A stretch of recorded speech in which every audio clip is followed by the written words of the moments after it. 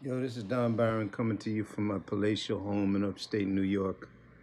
Um, these three pieces that I wrote are inspired by another native Bronxite like myself, the great Saul Bass. Bass is, if you've seen his work, you remember it. He's the person that really updated the whole vibe of what you could do in the title sequence of a movie.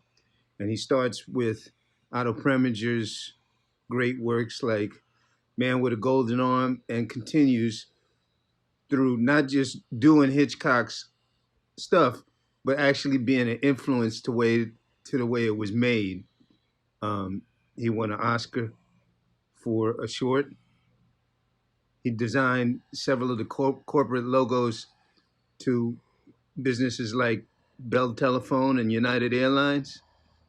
And for someone like me, who's a student of film music, he's an important part of how we get masterworks like Spartacus and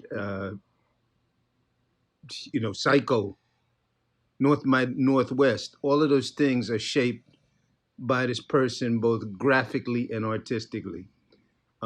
So me as a film composer, which is what I really think that I am, um, I just decided to tackle 10 of these, and these are the first three.